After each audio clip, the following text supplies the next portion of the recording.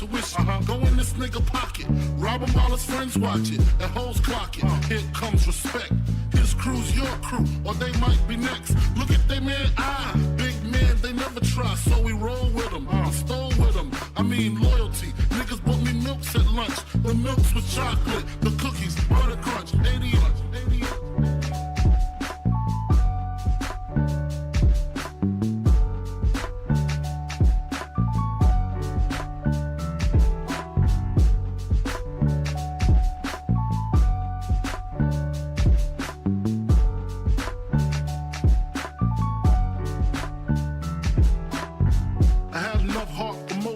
long as I got stuff for most of them soft.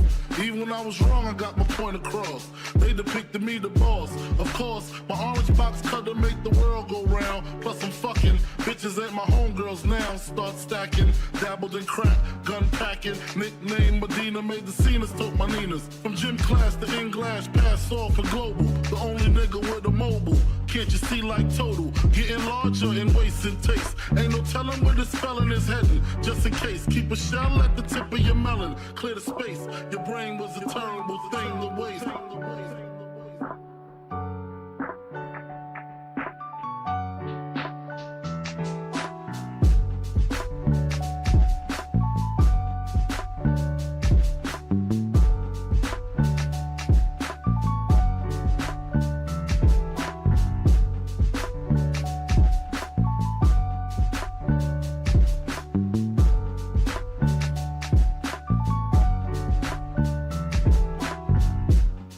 Realizing to master enterprise and I ain't have to be in school by 10. I then began to encounter with my counterparts on how to burn the block apart. Break it down into sections. Drugs by these selections. Some use pipes, others use injections. Syringe sold separately. Frank the deputy, quick to grab my Smith & Wesson like my dick was missing. To protect my position, my corner, my layer. While we out here, say the hustler's prayer. If the game shakes me or breaks me, I hope it makes me a better man. Take a better stand. Put money in my mom's hand. Get my daughter this college plan so she don't need no man. Stay far from timid. Only make moves when your heart's in it. And live the phrase, sky's the limit. Motherfucker.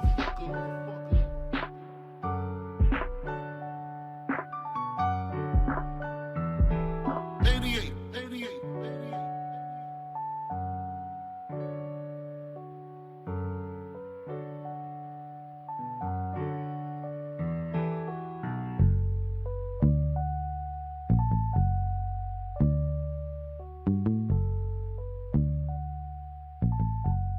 And live the phrase, sky's the limit.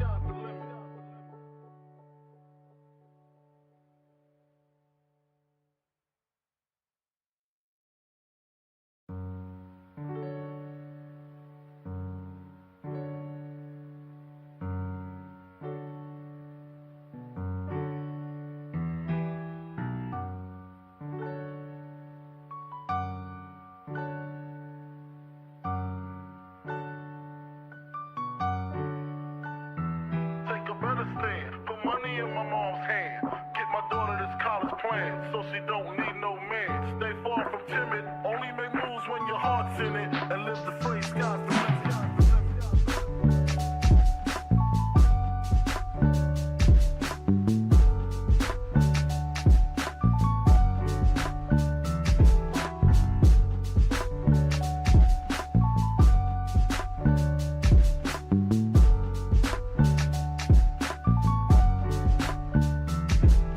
Never been as broke as me. I like that. When I was young, I had 2 pair of leaves. Besides that, the pinstripes and the gray. The one I wore on Mondays and Wednesdays. While niggas flirt, I'm throwing tigers on my shirt and alligators. You wanna see the inside? I see you later. Here come the drama. Oh, that's that nigga with the fake. Wow, why you punch me in my face? Stay in your place, play your position. Here come my intuition. Go in this nigga pocket, rob him while his friends watch it, and hoes clock it. Here comes respect. His crew's your crew, or they might be next. Look at they man, big man, they never try, so we roll with them. Stole with them, I mean loyalty. Niggas bought me milks at lunch, the milks with chocolate, the cookies, butter crunch, 80.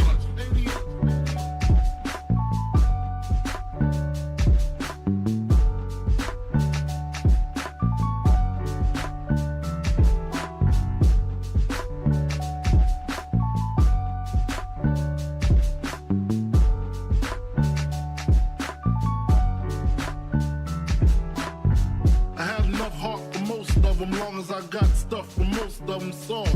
Even when I was wrong, I got my point across. They depicted me the boss. Of course, my orange box cut to make the world go round. Plus I'm fucking bitches ain't my homegirls now. Start stacking, dabbled in crack, gun packing. Nickname Medina, made the scenes, took my Ninas. From gym class to in-glass, pass off for global. The only nigga with a mobile. Can't you see like total? Getting larger in waist and taste. Ain't no telling where the spelling is heading. Just in case, keep a shell at the tip of your melon. Clear the space. Your brain was a terrible thing to waste.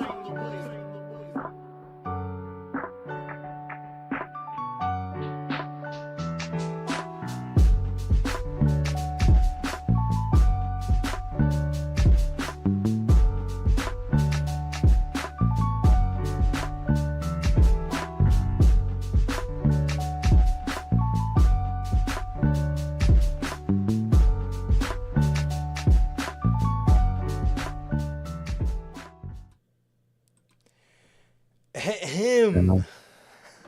God damn. Man, what a day to be sporting the old CM Punk merchandise. Am I right? Man. Should have gone with Punk shirt now. I think about it. God damn it. I didn't think about it. Holy shit, man. Well, for any of you guys that have been living under a rock, today has been quite the eventful Monday. Today's been quite the eventful Monday, man. We got the MMA Hour, the Ariel Helwani podcast featuring CM Punk here on this fateful Monday evening, and as fate would serve it, Tony Khan's came to his today. Bro, man, CM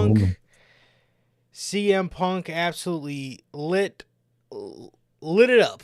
Absolutely lit it up on that podcast. Today was also the debut of the Bray Wyatt Becoming Immortal podcast. I will be watching that this weekend, so I did not watch that yet. As well as the Roman Reigns A&E documentary. Probably also could binge that this weekend as well. I forgot that was coming out, but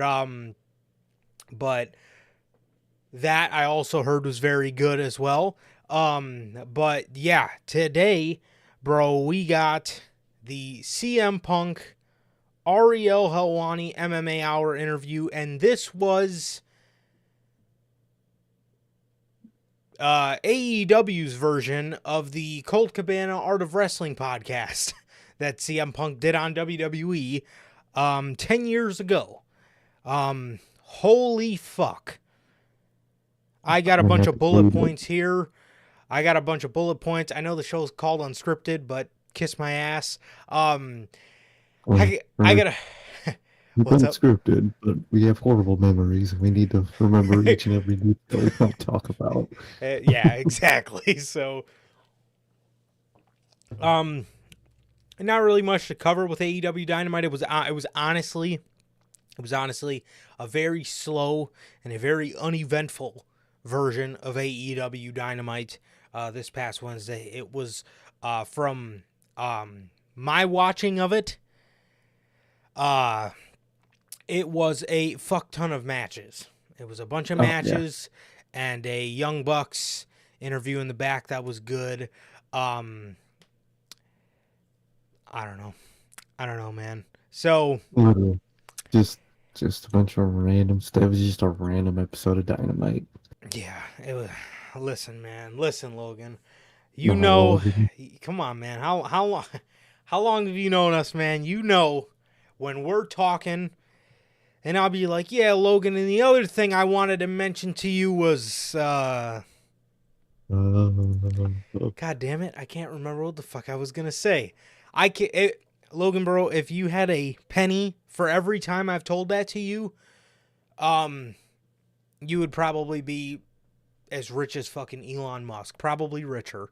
So yeah. Anyways, so yes, Dynamite. I'm not even exaggerating. I'm not even trying to make the like all they do is matches joke. I'm not even trying to make that joke. It was literally just littered with a bunch of matches. There was Swerve and Takeshita, Osprey and Shibata, the 4-way for the women's TBS title shot.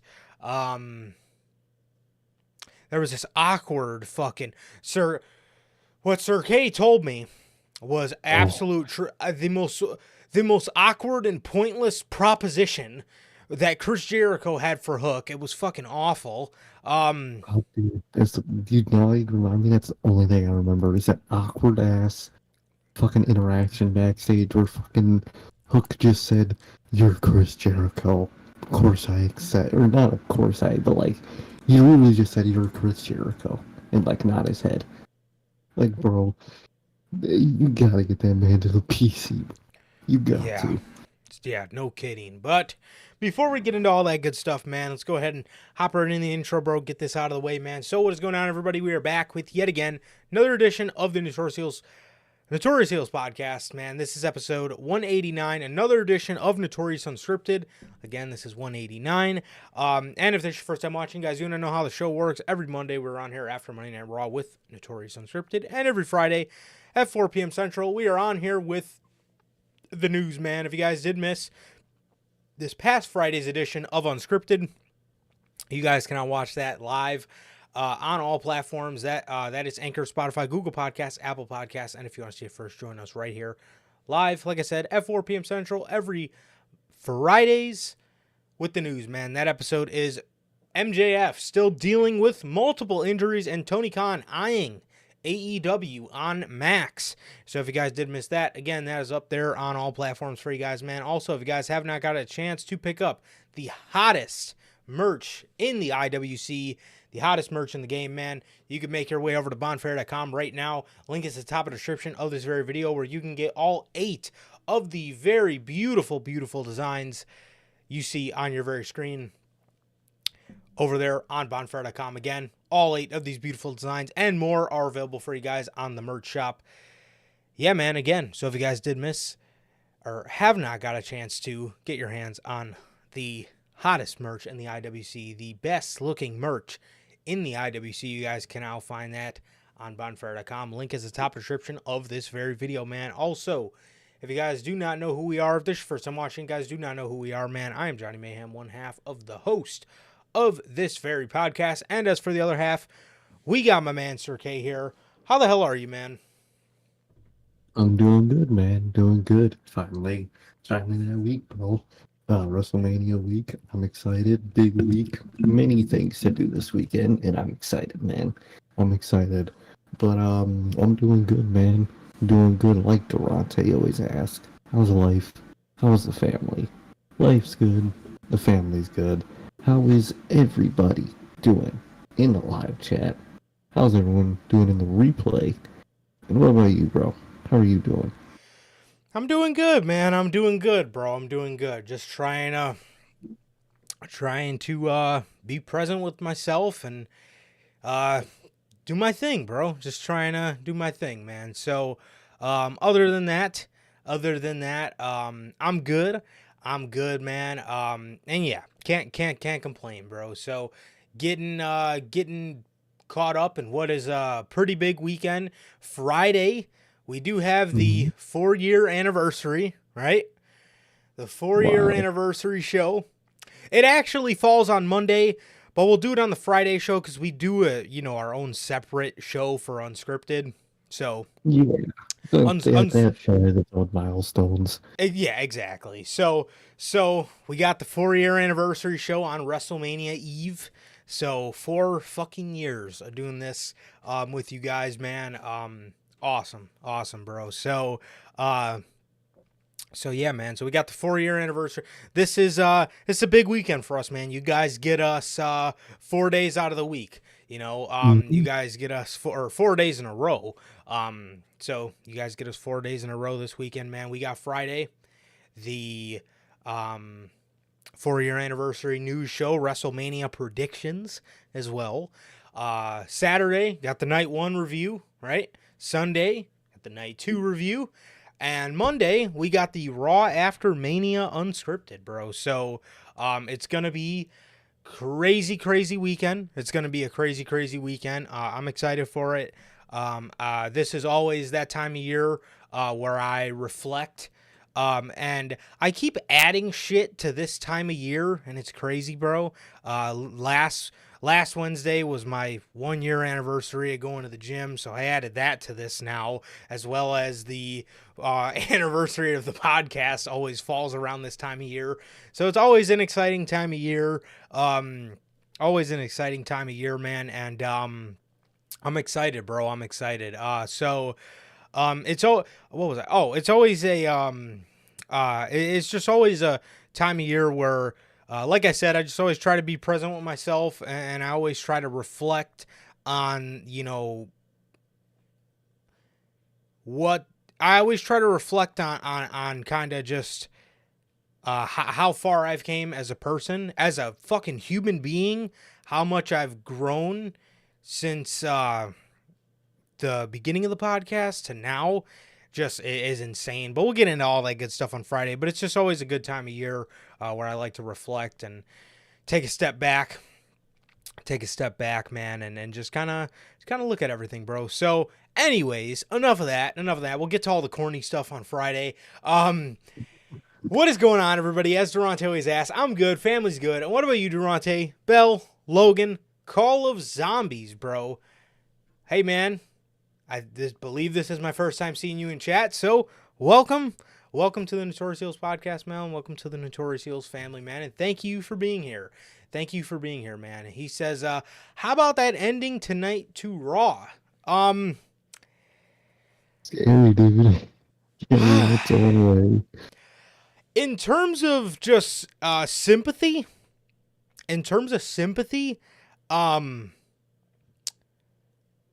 I thought they did it great. I thought,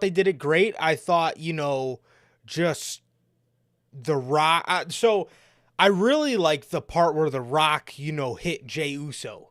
You know what I mean? Because, Rock is all about family and all this stuff, bro. So for him to hit Jey, I thought was a really cool thing how Jey kind of just got knocked on his ass. And then, it was revealed that The Rock, had hit him. So I really like that touch. And I really like them laying the trap. It made Cody look like a fucking idiot. Seth Rollins laid the trap, and then they both ended up getting their fucking asses whipped at the end of the show. So, the trap, I wouldn't really say was the most successful trap I've ever seen in, WWE history, but that's besides the point. I thought it was a good ending. So cinematically, production wise, I thought they did it great. However, I was thinking to myself, the whole time, what Logan was thinking. And that is, man, are they really giving the Bloodline the one up again? Because let me tell you, if Cody and Seth win that tag match, I wouldn't be so sure Cody Rhodes is walking out Universal Champion, or WWE Champion, at the end of night 2, because I just, especially, I want to sit here and tell you guys there's no fucking way Cody Rhodes doesn't walk out as champ. But then again...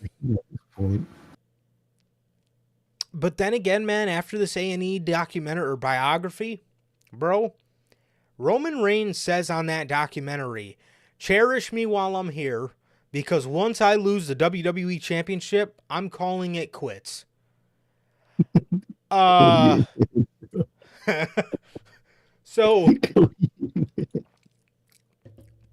I don't know if Roman's just saying that maybe to play into his redemption arc, because... in his, tribal chief mind, he could be vicariously living through that championship reign, and he's not Roman Reigns without the championship, and then we could tell the story of him finding himself without the championship. So I think it could play into that, but if not, and if he's being dead serious, yeah. Don't know if Cody's winning that title Sunday, but also call him fucking well done at that point. Yeah. So I don't know, man. I really don't know, bro. I really don't know. But it's huh.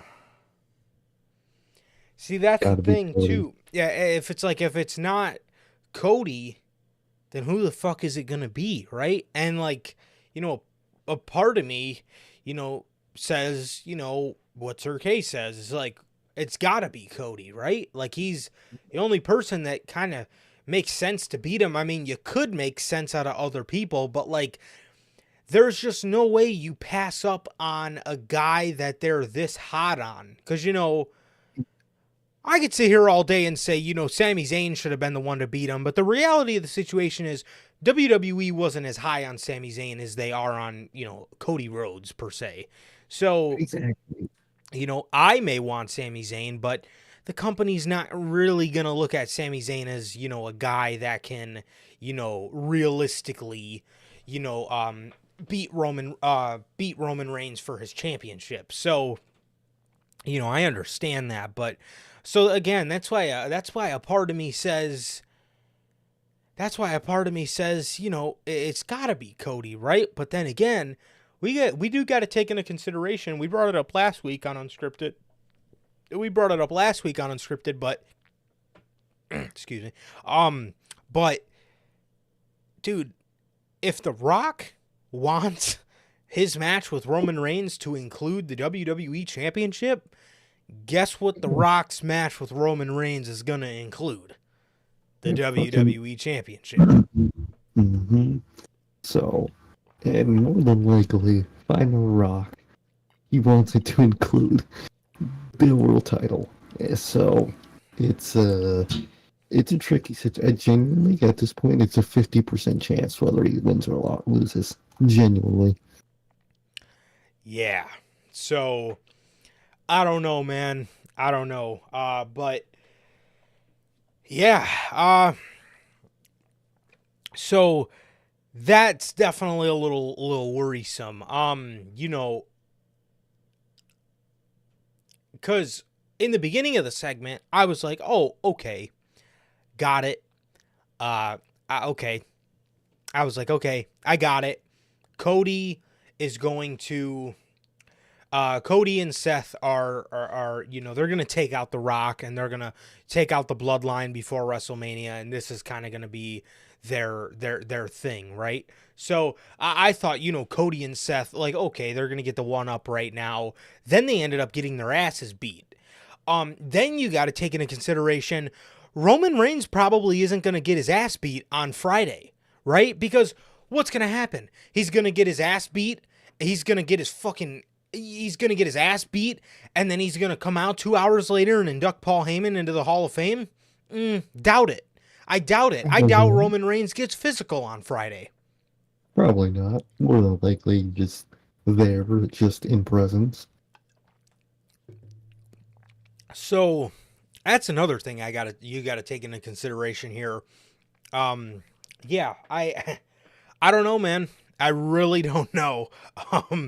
But it is a little worrisome because unless they want Cody to get beat 3 times in a row every time he comes face to face with the Bloodline, last week in Chicago, this week in Brooklyn, and then night 1 of WrestleMania.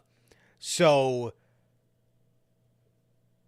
unless they want, like I said, Cody to get his ass beat 3 times, but yeah, I don't know, man. I really don't know. I really don't know. And then that's the other thing too. Rock's inducting his grandma, so I doubt he gets physical as well. So like I said, man, unless they really want to play that dude where Cody and Seth, get beat 3 times in a row, to, I guess, stack the odds against Cody Rhodes even more. But Wrestling 101 logic, I think, would make that a little more predictable, or else it would be a complete burial of Cody Rhodes. Imagine he gets beat 3 times in a row just to go on to lose to Roman Reigns in night 2. That would just be that would be Wardlow levels of fuck you. Yeah, it really would be. Fuck, that would be really fucking bad. So, I don't know, man. It's really tricky. It's really tricky, but I don't know. They're definitely doing a good job at making it a nail biter for not Friday, Saturday night, WrestleMania night 1. They're really doing a good job. Literally, dude, it's crazy, man. They could just be all doing this just to, get us to not believe he's gonna win, and he does. Which I hope it is, man. But, dude, this shit is a scary time for WrestleMania. Another one, another year. Last year, we didn't think, he would have lost, and then he lost. Now, we don't know there's still a possibility, and it's looking like a possibility this year, man. So it's interesting. Yeah. See, the thing about last year, man, like Sir K said, is, I feel like a lot of people went into that being like, oh, this is going to be the fall of the bloodline. I know I did. I walked into that like WrestleMania 39 is going to be telling the story of the fall of the bloodline, right? And We're still going. it was, yeah, it was the fall of the Usos. It was the fall of Jay in the bloodline. That was about it. And then that didn't happen. So I don't know, man. I don't know. So yeah, it's gonna be a scary time, bro. It's gonna be a scary time. Somebody sent Steve Austin an Easter basket full of beer. Oh, I made a video about it. I was like, I wonder who sent me this. It's gotta be Cody. Fucking Cody. I wonder if he sent something like that to Tony Khan. I don't know if it had beer in it though. I think I have a good idea. I think I have a good idea. Like this size. And for Tony Khan, it's probably like a full, like one of those big brick. jumbo lunch bags. Yeah. Yeah. Them big ones that you put like 5 sandwiches in. He's probably one of them. Probably. Well, if Cody didn't send him anything, I know who did send him something today, and that was CM Punk. Yeah. He sent him something, right? AEW Dynamite. Yeah, they pretty much booked this show off 5 matches. They booked this show off like 5 matches, bro. Ospreay and Shibata. Pretty decent match. Can't really say I care to see Will Ospreay in like nothing situations like this. I don't know why you just don't save his in-ring spotlight for, I don't know, the match coming up with Bryan Danielson. But that was one of the points CM Punk actually made on today's MMA Hour podcast. He said they don't really care about they don't really care about making money, drawing houses, drawing ticket sales, drawing attendance, all this stuff. And then he was asked, well, what do you think they do care about? Punk says, I don't know, putting on good matches.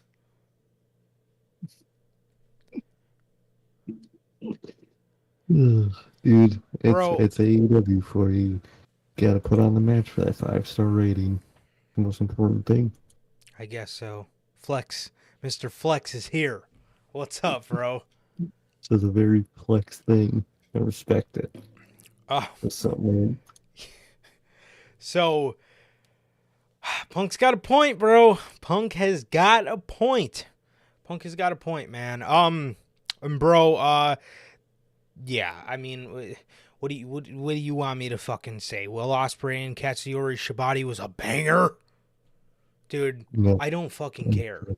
I don't care. Was it a good match? Yes. Does AEW ever put on a bad match? More times than likely, no. They don't. But I don't care. But I don't give a shit. Yeah, exactly. I do not care A match is gonna be good anyway. It's AEW. Focus on the story. It's what you need to The focus on because you focus the on the story makes the match. it does because it's gonna be good no matter what. So why don't you have a match that's actually meaningful that I want to watch and care about? It doesn't make any sense, man, and this is something. This is something with AEW, bro. And again, while I'm watching this show, we get a backstage little segment, and that was it. I don't think, unless my memory really fails me, I don't remember there being one in-ring promo on this show. I think they were all backstage segments. Now again, my memory could serve me horribly, but I don't remember there being one. So, And if I don't remember in the first place, then that's a problem in itself. yeah. So, Osprey and Shibata, good match. Osprey victory, and yeah. And then they did play this pretty awesome Brian vignette about like his whole career after that. So that was nice. That was some good production. But again, I don't care to see Will Ospreay in these nothing situations. If you want this guy to be treated like a fucking big star, don't have him come out. Does Roman Reigns wrestle every 3 weeks on SmackDown? Does Roman Reigns wrestle every 2 weeks on SmackDown? No. We preserve his matches because they need to be special, right? Mm-hmm. That's the whole point of an attraction. Is you don't see him 24/7 every week. That's the point. I don't think Tony Khan understands. And Will Ospreay is such a good wrestler, one of the best on the planet. You would think you would use that to, sell some tickets, sell some pay-per-view buys for Dynasty. Oh shit, we gotta go out to the show to see fucking Will Ospreay wrestle. Oh, we gotta buy the show to see Ospreay wrestle. We gotta see Ospreay versus Danielson. When you see him wrestling on Dynamite all the time. I'll just whenever Dynamite comes through, I'll see one of the big names, so it's no worries. I mean, that's all it is every time. We're fucking putting out 5-star matches for, what did CM Punk say? Putting out 5-star matches for 1/4 of the crowd. Like, come on. Oh, like, dude. What did he say, bro? He said, if you want to go about your business, wondering if some goof says you had a 5-star match or not, then go ahead. I'm like, damn. That is hilarious, man. So, yeah, and that was the other thing he said too. He said, if you want to worry about, if their version of success is putting on 5-star matches in front of 1/4 of a crowd, then we're not in the same business. 1/4 of a crowd is wild, but it's fucking, dude, you see those collision pictures? Oh, they're hilarious. I look forward to those every fucking week. Like, dog, why do you still have collision? Why is it still a thing at this point? It was clearly ousted today that Tony Khan legitimately told CM Punk, we're going to give you a show. We're going to give you a show. And he's not there anymore. Why does the show still exist? Does not make sense, man. The man himself didn't even want the show. That was the other thing he said on there. He told Tony from the moment it started, this is not going to work. We should just sit down and resolve it. And look what they didn't do. What do you want me to do? What do you want me to do? Personal consultant? Personal consultant. Asking him what to do. What do you want me to do? You answer that question, Tony Khan. You make the decision. Yeah, guess what? One of the parties ain't gonna be happy. That's how an argument works when you're at the workplace. No matter what, one of the sides is not gonna be happy. So fucking choose your fucking side. Seriously, bro. And see, it's the old saying, when you try to fucking make everybody happy, you end up making no one happy. Hmm. So Exactly. it took Tony a while, but he ended up just trying to make the Elite happy in the end. But in that little limbo period where he was trying to make everybody happy, it made absolutely no one happy. And when I say no one, I'm not just talking about CM Punk and I'm not just talking about the Elite. I'm talking about everybody. I'm talking about the fans. I'm talking about the roster. I mean, literally everybody. Everybody tried to make everybody happy. Nobody ended up happy. So that just Exactly. goes to show. It just goes to show. So,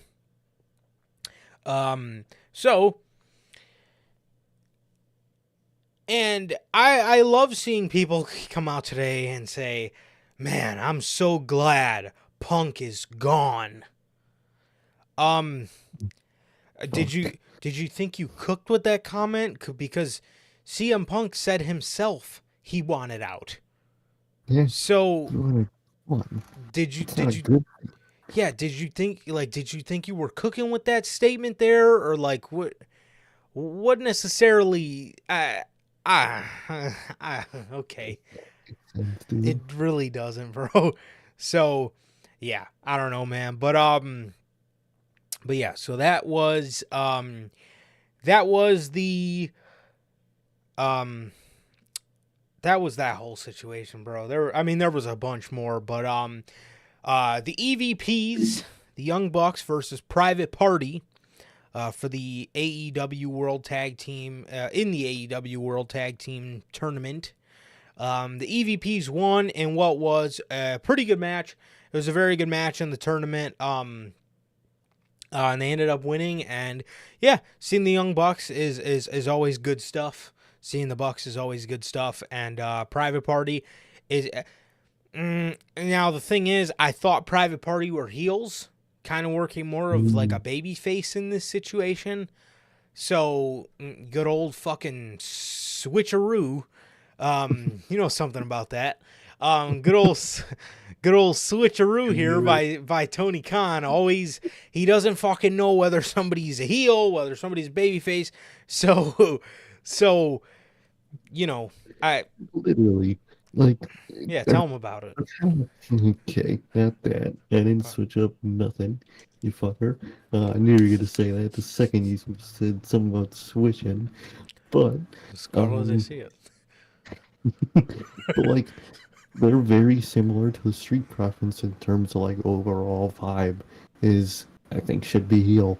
Did I say that with the Street Profits? And it's the same for Private Party. I think it's two acts that would work better just as heels, man. Definitely. I like their entrance. Their entrance was really cool. Oh, it's amazing. I like the how the bouncer kind of stops the cameraman and then doesn't let him through. I thought that was a sick ass detail. But I think they would be better if they leaned definitely more towards heel. But you know Tony Khan, man, the man just switches up all the time, man. Apparently, I know something about that. I couldn't tell you how, but apparently this man I do. But it's interesting, man. But the EVPs won. It's kind of what we all expected, and I wonder what, because I think the EVPs are gonna win this tournament, or fucking Boring Cassidy and whichever one of the best friends he's with right now that isn't It's injured. your boy Trent. Fucking Trent, dude. It's either gonna be Young Bucks or those schmucks, and it better not be those schmucks. Jesus. It's them, dude. Yeah. So. See. Yeah. The thing is, dude, and it's interesting with Private Party because they were working heel when they first came back, but the thing about them, and it's very similar, and I like that you draw the comparison to the Street Profits, they're heels, but they come out there fucking moaning and gyrating. It's like, dude, it's Like, similar to like pick one. when the Street Profits first turned heel, and they're still coming out there and they're jumping side to side and they're mixing the pot. Like, what the fuck are you guys doing? Like, one thing that I would have really liked for the Street Profits is something similar to the Usos. How the Usos they shed all that shit that they used to lean on that wasn't, it just didn't make them, it didn't make them special, you know, and they shed it and they did something completely different. They took a risk and they did something completely different, and look at how it's paid off for them. And look at the Usos now. Individually, they're a little goofy again. They do fun shit. Fucking Jey Uso make the crowd fucking wave and shit. That's because they spent their time as a heel. They paid their dues as a heel and were slowly able to evolve back into do fun, goofy shit like that, and it works. You gotta earn that type of shit. Exactly. And then Jimmy too. Jimmy with his bit of, you know, comedy, but he's dead serious. You know, he's got comedic timing, but he's not trying to be funny, you know, and that's what's so amazing about Jimmy's comedy is that man is being dead serious when he's being a menace, but it just comes off as fucking hilarious, you know, because he's just being a jackass. And but yeah, so I don't know, I guess Private Party is back to being baby faces until the next time we see them. They'll be back heels. But the EVPs win here, and they advance in the tournament. So, that was that. And then a women's four-way. Statlander versus Willow versus Sky Blue versus Anna Jay. Anna Jay got pinned by Willow Nightingale for Willow to win the match and go on to get the shot against Julia Hart at Dynasty for the TBS Championship. And, hey, what up? What up, man, Ray? How you doing, man? How's it going, bro? Fine. Interesting day. Very interesting day. It's a funny day to wear your CM Punk merchandise if you got any, so... It's true. There you go, man. Yes. Yeah, so much for that fire that Anna Jay had after the Dynamite Homecoming show. So much for that fire, man. I seen Logan tweeted it out on Wednesday, but fucking directionless is Anna Jay. Oh yeah, completely. And boy, do I got a feeling why. I don't like to put my finger on it, but I don't know, man. Yeah. I don't know, man. She might be on that next list of these cuts. At that point, I would actually love it, because I would love to see what WWE does with her. That was the other thing I forgot to mention, too. All these AEW releases. Great job, Tony Khan. 3 years too late. Fucking finally trimming the fucking fat. And you need like 3, at least 4 more of these. God damn. Yes. Dude, poor Stu Grayson. Man, gave that company a chance. Re-signed. Never did anything with the fucking guy again. They actually took him out of his group. Yeah. And just to do nothing with him. And just eventually release him. That is Vince McMahon shit. The best friends, Trent and Orange,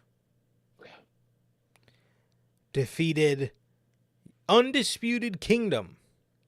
Man, what a really fucking just imposing threat the Undisputed Kingdom are, man. I mean, man, every time these guys come on my TV, dude, I just get fucking frightened. They're such an intimidating threat in this company. I mean, oh my god. That's stand the best friends, and at this point, dude, I'm so sick of Orange Cassidy, dude. Give us a fucking... Thought this was our chance to get a break from the guy. He's already in a title picture for something else. He's not that good. He's not that fucking good. I don't know, bro. So stupid, man. So stupid. But, yeah. Orange Cassidy and Trent Beretta win, and they're facing the Young Bucks. So I guarantee you, whoever comes out of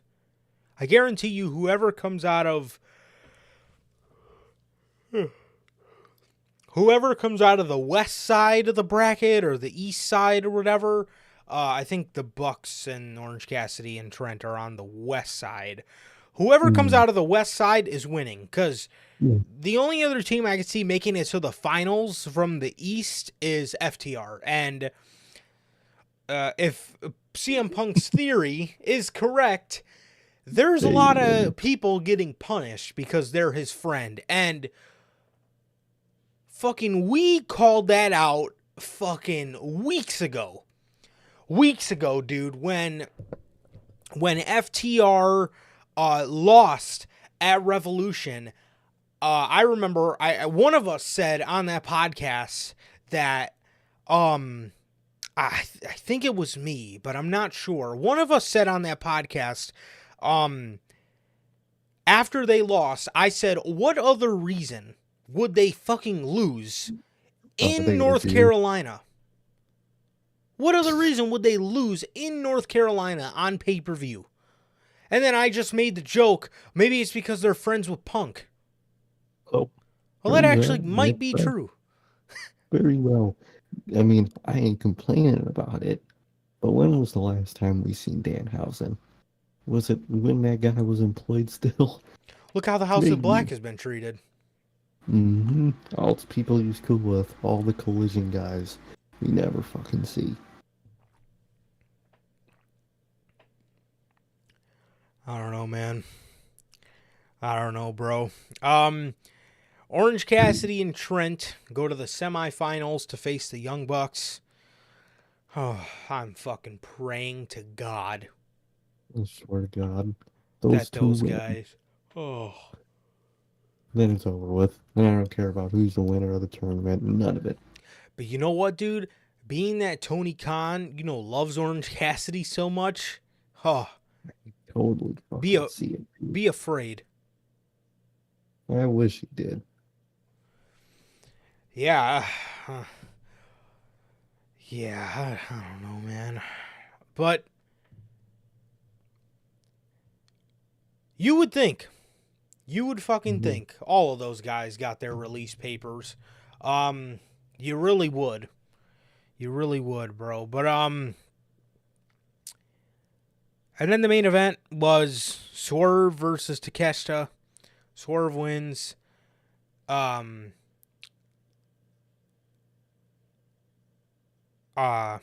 Swerve wins. Swerve wins, and Samoa Joe cuts a promo about how he just won. He's celebrating the biggest fade of his entire career. So yeah. That is that. AEW just mostly matches. It is also a very Tony Khan. It is also a very Tony Khan thing to do, to release people so late in the day. Like, I was thinking about that. Like, bro, who does that shit at it was like 8 o'clock. He was doing that shit. Like, bro, what? Yeah, it was 9 o'clock.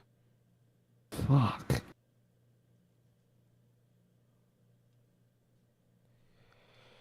Yeah. Yeah, that is very true. He's the only one that did better out of everybody that got there. Let me think about this for a minute. Let's see. Well, you definitely can't put Keith Lee in that category. I would say Jon Moxley. Yeah. I would say Jon Moxley's one that's done better after leaving there.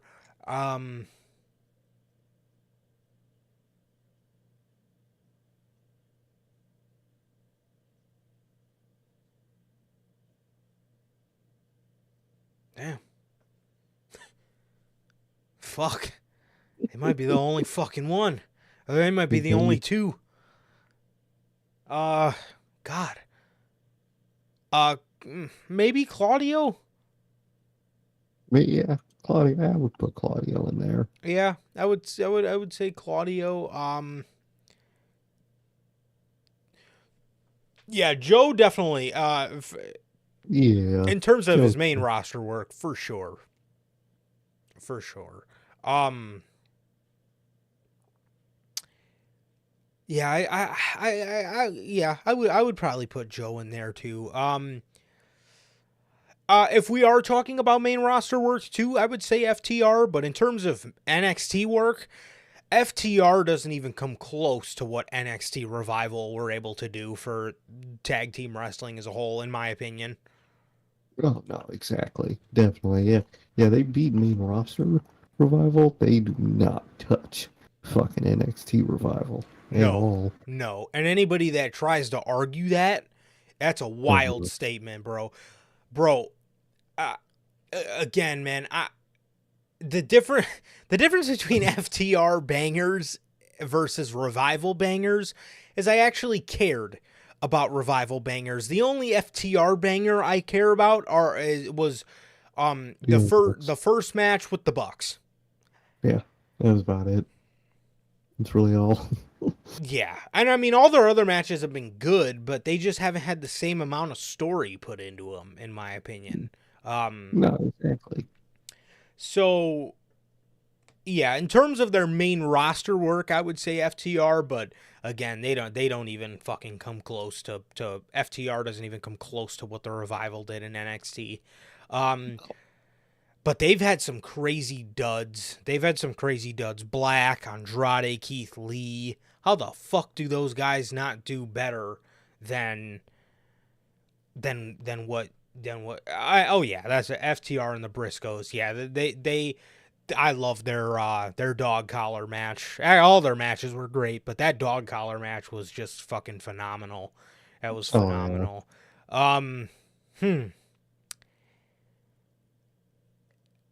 It's insane to say, but you know,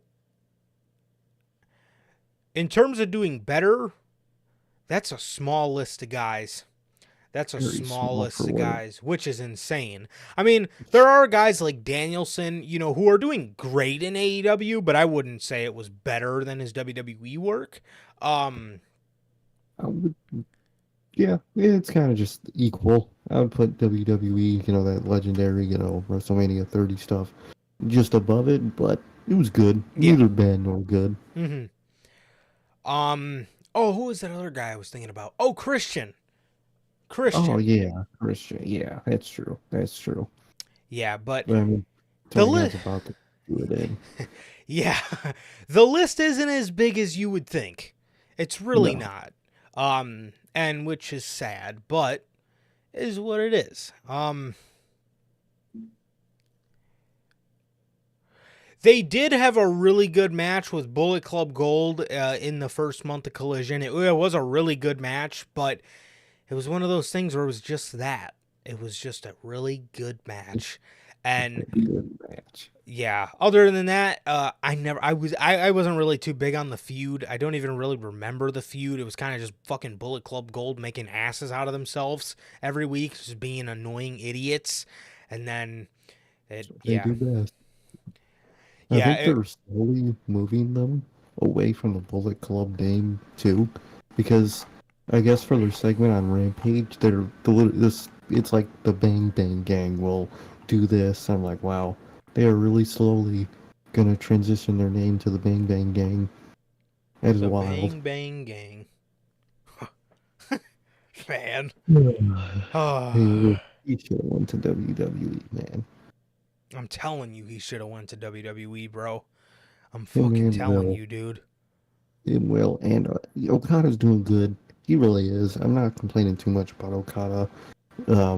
But fuck, I would have loved him to go there too. Yeah, I don't know. Speaking of AEW flops, jumping over to SmackDown, Jade Cargill. Dude, that entrance was insane. Bro. That sh- I'm saying, bro. Now, I said it to you guys. The night it happened, that entrance alone presented her as more of a star, and which is sad because she's one of the people that Tony Khan actually tried with. He actually tried to make her like something of a star. Exactly. She was one of the ones with one of the good entrants and theme songs in AEW, and this shit still washes that. But bro, she came out on SmackDown and absolutely looked like a fucking stud. Now, in terms of, what she did on the mic, I see a lot of people saying it wasn't up to par. And after listening to it, I do sort of agree with those people. The promo wasn't, her promo skills haven't gotten much better. Not that she was ever really bad on the mic. They just haven't really improved much. I wouldn't really say she's a very good promo. She's below average for sure. That didn't really change, so I do have to admit that was a little disappointing. But she was so behind in her in-ring development, I could see why WWE wanted to focus on that, but you do still got to focus on her promo skills, man. I mean, come on. I mean, just to keep it a buck, bro. I mean, I don't know why they didn't focus on that. I understand, when you're training somebody, it's very good not to give them everything at once because you don't want to overwhelm somebody, but they're gonna have to get working with the promo skills. But you got to remember, she was used to cutting promos in front of a quarter of an audience. So now that she's in front of a full audience, it could have been a little, she could have been a little shooken up, man. She probably didn't know that that's where people were supposed to sit. But they are sitting there here. So that was probably a little nerve-wracking. No, exactly, man. Good to see her improvements, man, in the ring. Those are definitely there, but they still need to develop those mic skills, man. At least, like, not saying she's got to be fucking Kevin Owens or Cody Rhodes, but there's always room for improvement, man. Definitely. Definitely. But the entrance was just, she looked like an absolute fucking stud. The snow coming down and all the fog, and then you just hear a storm is coming and she walks through, what is supposed to be the illusion of a storm, and she walks through the lasers. Like, dude, that looked epic, bro. I'm not gonna lie to you, man. That looked absolutely epic. So yeah. Truly, I think they did a phenomenal job with that presentation. Shocking. No question. She was also also on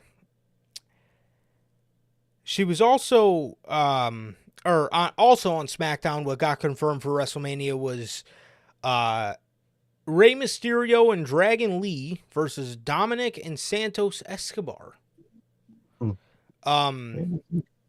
For WrestleMania Night 1. I believe it got confirmed for WrestleMania Saturday. So, pretty cool. I think this is just going to be... I'm very happy that Santos and Dragon Lee get the, WrestleMania spotlight. I like that, and I'm happy that they're gonna be, on the show, man. I did not expect them to be on the show, but they're gonna be on the show, and a lot of people that normally wouldn't be on the show are on the show this year, which makes, a lot of people that weren't on the show last year are on the show this year, and that makes me happy. Exactly. It's always nice to see, people actually getting to make it on it, and it's good, man. I'm intrigued to see what they do. Definitely, bro. So, let's see. As else for SmackDown, no Roman, no Rock, so that was kind of blah.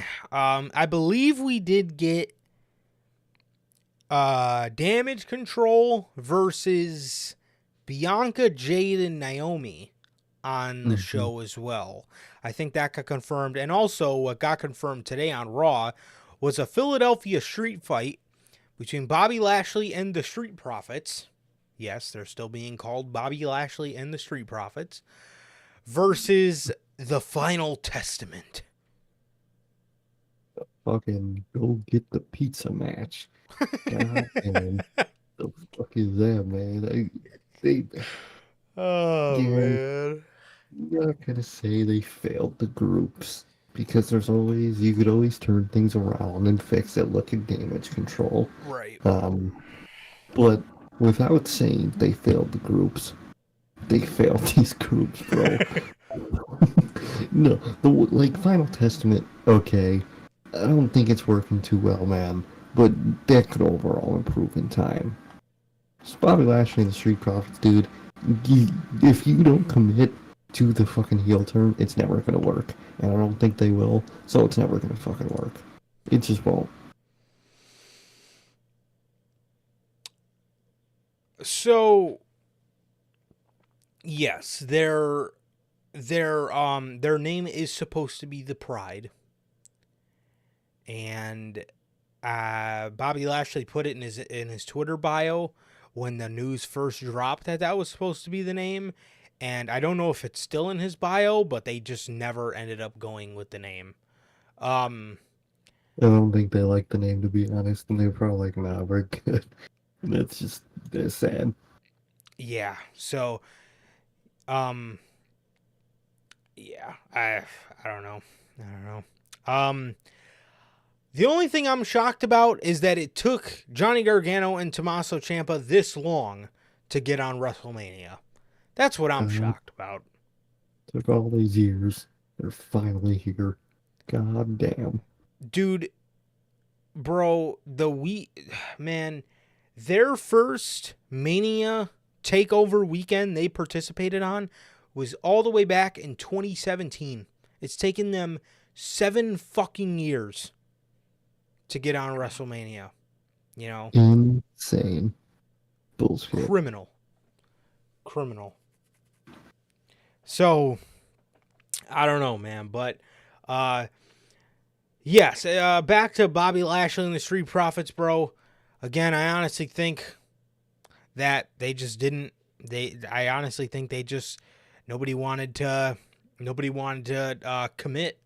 Nobody wanted to commit. Whether that was a heel turn or whatever they wanted to do, a heel turn, a gimmick change. They didn't want to evolve. Them being the Street Profits, and they didn't want to evolve, and they wanted to stay the same old Street Profits playing up to the crowd because they don't know any better, and they just, you know, I don't know. They didn't really flex their how diverse they can be in terms of characters. It's And literally the same thing, and they just say they're bad. That's all it is. yeah, I don't know, man. I don't know. Hey, bro, 2018, Johnny Gargano being the one to beat Roman Reigns. That's my pick. That's my pick. That would have absolutely been the moves. Might not agree with us on that, but that would definitely be the moves. I'm saying, bro. I'm saying. So, I would have been all down for that.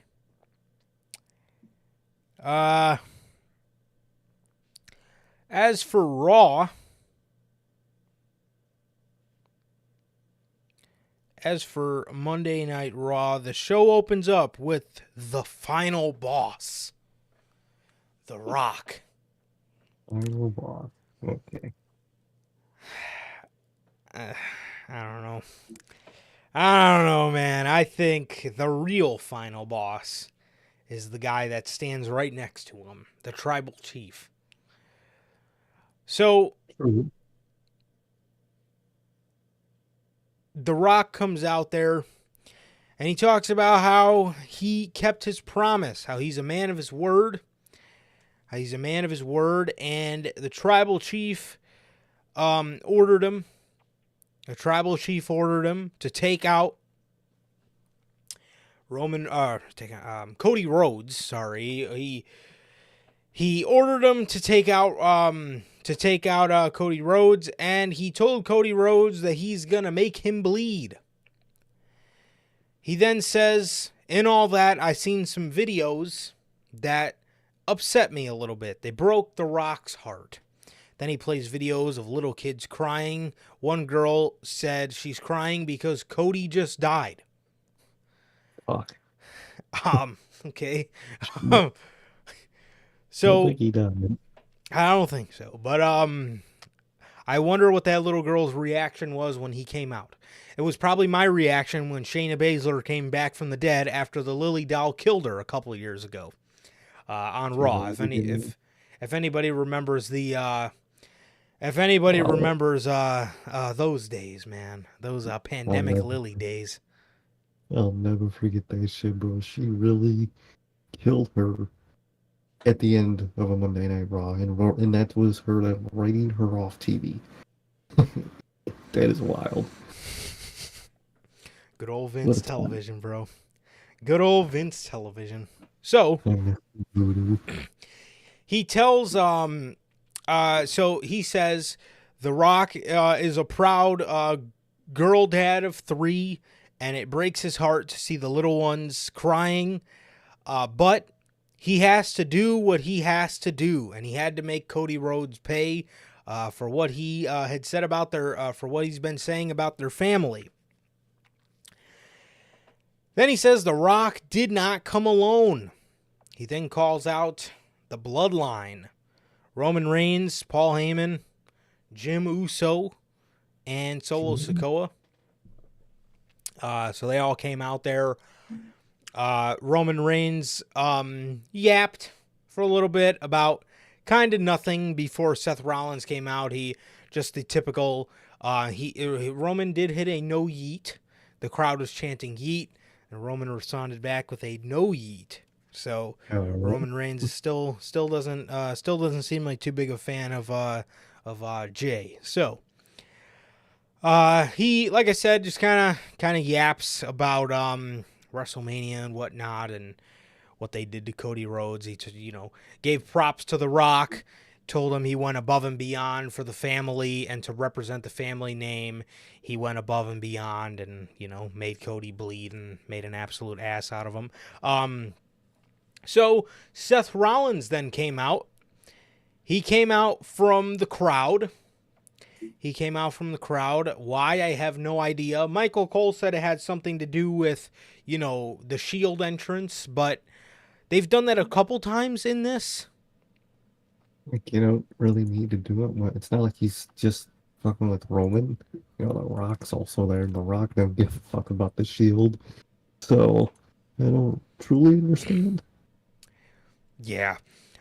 So he asks if the final boss, is going to put his money where his mouth is and fight him, since he thinks that all this is here because of him. And then he asks if he doesn't want to do it, Roman Reigns, if he's grown a set, can fight him tonight as well in the main event of Monday Night Raw. Now, I was a little leery about putting him in a match before WrestleMania. He ended up doing it. He did end up doing it, so that was a little interesting. That was interesting. I wasn't entirely sure how smart that was, because again, if this man gets hurt, what the hell do we do on Saturday? So I don't know how smart that was, but maybe that's what they were hoping for. Maybe low key, Rock was hoping he'd get injured just for a couple weeks, just to skip past Mania and remain champ. Maybe that was the plan, and they just didn't go through. Maybe, man, maybe.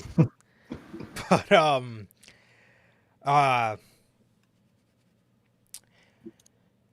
so the Rock tells Seth, "You're not fighting the final boss tonight. You're not fighting the tribal chief. You're not getting a match with anybody. But we have somebody for you." And they both step to the side, and Solo walks up, and Solo says, "You're not fighting the tribal chief or the final boss. Seth, tonight you're fighting me." Yeah, the other two just told me. Why would you tell me the same thing again? Yeah, so that was that, and then Rock tells him, since you want a match with one of us tonight, you're gonna get it in Bloodline Rules. So this was a Bloodline Rules match that happened tonight. Which was pretty much just a basic no disqualification. If the Bloodline had any brains, you would think their Bloodline rules would mean the Bloodline can interfere, but nobody else can interfere, or else it's a disqualification. But no, it's literally just a no DQ match. Like, bro, like, I don't understand, but I guess, bloodline rules, even though they're just any type of normal non-disqualification rules. So it's interesting. It's interesting to see how they're doing it. Yeah, so major holes in the Bloodline game here today, or at least with this version of the Bloodline Rules match, but we'll have to see. The Judgment Day beat New Day and DIY with a razor's edge to Tommaso Ciampa. Ciampa took the pin. So maybe DIY will get their moment. Maybe. And I've heard they, mention that the ladder match at WrestleMania that both titles will have to be grabbed, but I don't think they mentioned if they'll count separately or if you have to literally grab both to win the combination. They still, they elaborated a little tonight, but still don't understand what the match, Right. gets. Right. They still are man. So, I don't know. I kept seeing a bunch of... There's one thing I fucking hate about April Fools. I kept seeing a bunch of new tag titles are going to be unveiled at WrestleMania. But I don't know if anything's fucking April Fools or not. So I got to check today to see if anything else comes out on these type of stories. So, yeah, I don't know, man. But at this point, I feel like it is going to be for, the titles separately, but they're not going to announce it until the match at Mania to be like, oh, yeah, here's the new titles. I feel like that's what they're fucking going to do with this shit. Yeah, I could see it. I could definitely see it. So, Drew McIntyre presents a eulogy at a funeral. He says it's about time that somebody closes the casket on Seth Rollins' title reign, just like he closed the casket on CM Punk's WrestleMania main event. Bro, this fucking guy goes up to the podium to give his eulogy, and I swear to you, bro, he says, "Look in my eyes. What do you see? No CM Punk main event in Philly." Bro. Oh, love it. Beautiful. Bro. Fucking Drew McIntyre, man. Gotta love it, dude. I love what he's doing here. Great Look shit, in my man. eyes. What do you see? No CM Punk main event in Philly. Come on, bro. This man, Beautiful. Drew, bro. Gotta love Drew, man. Gotta fucking love Drew.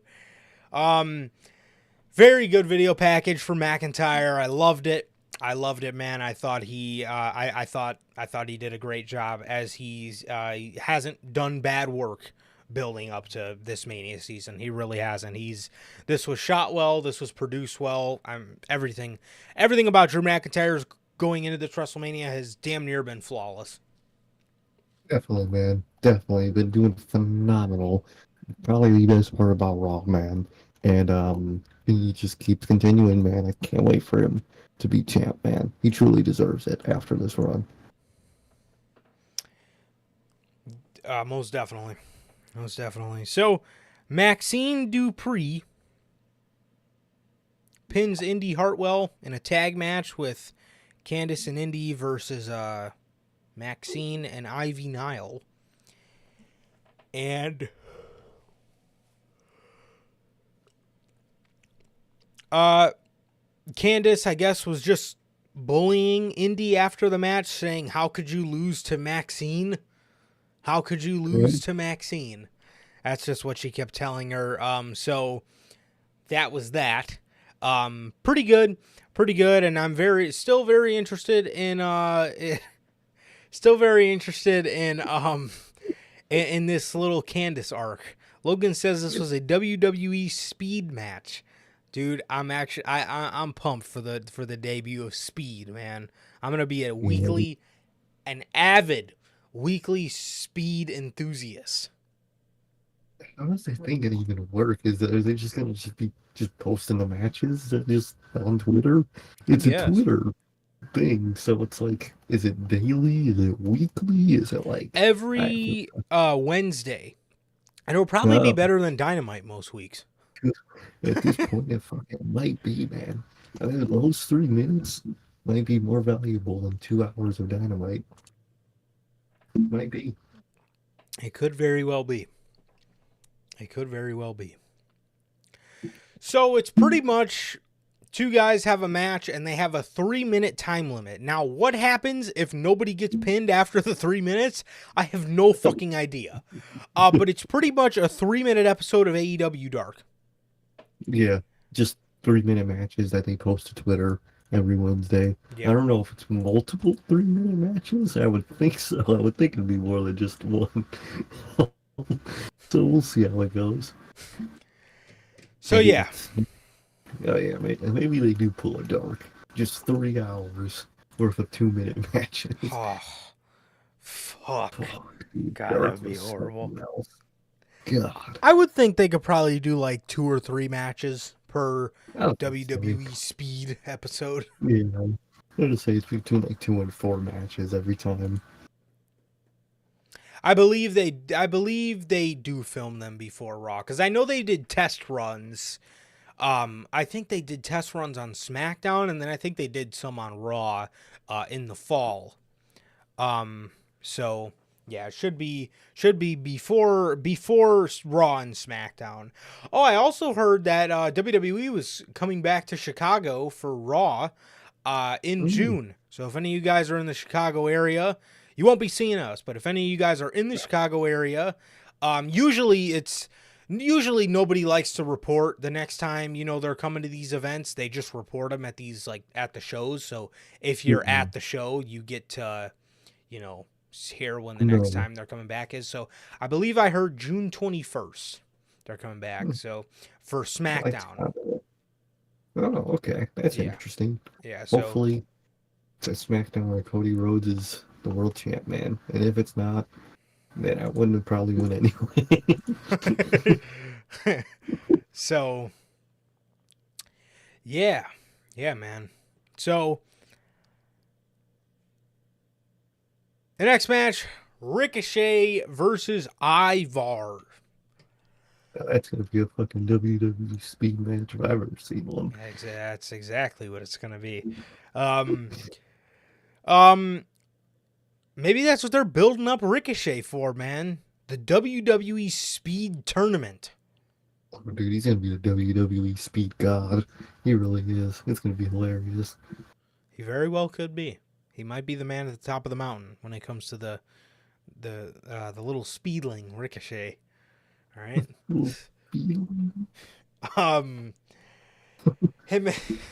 Him and Ivar put on a very, very good match. They put on a very good match. Whether it's Ricochet, whether it's Ivar, it's always somebody in this little workhorse group they have on Monday Night Raw. They're always putting on matches that really fucking wakes the crowd up. They really do, and they really do a good job at it. He's in that group. It's like Ricochet, Ivar, Bronson Reed, just Chad Gable, just that little group of guys that are just always being put in a random match on Monday Night Raw, and it always just turns out to be well above expectations, in terms of just there to just wake the crowd up, and you know why it's cool? Because every fucking match on the show isn't like it. No, It's not the whole show. It's 1 or 2 matches every time, and that's what it's supposed to be. Not the fucking entire show. Ugh. Yes, exactly. So Ricochet picks up the victory via 630. Bro, this man Ivar went to do a running crossbody. Bro, Ricochet caught him and then walked with him and gave him a fall-away slam. Crazy. Absolutely insane. Wild. Damage Control beat Shayna Baszler, Zoe Stark, and Tegan Nox. So that was that. Becky Lynch came out to the ring for a promo, and Rhea Ripley was not far behind. Rhea Ripley wanted to go confront her because Becky interrupted her interview with Ariel Helwani on MMA Hour. She walked in on the interview and got in Rhea Ripley's face, and all the production goons had to come break it up. So, but they came out here today. Adam Pearce told them to save it. He told them to save it, and Rhea Ripley came out, threw the title at Adam Pearce, and then charged at Becky Lynch, man, and then they would just eventually, it was just a pull-apart brawl by fake WWE security guards. So With fucking local talent who throw security shirts on. exactly. We'll fucking look back in fucking 6 years and oh fuck, look at he using that segment. Exactly.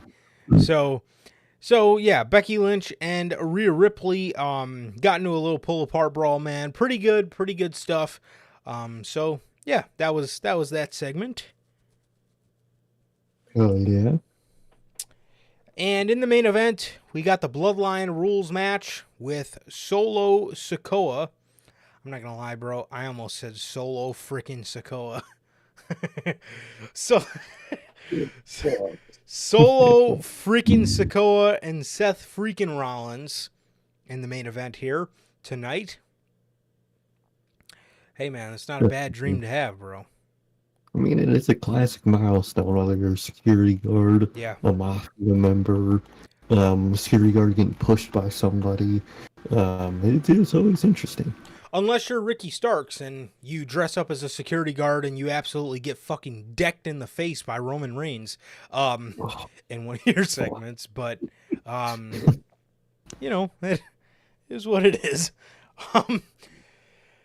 Seth and Solo, bro. Seth, why in the world did Seth Rollins do the sunset flip powerbomb spot that tore his ACL back in 2015? Are you trying to absolutely scare the fuck out of me or something?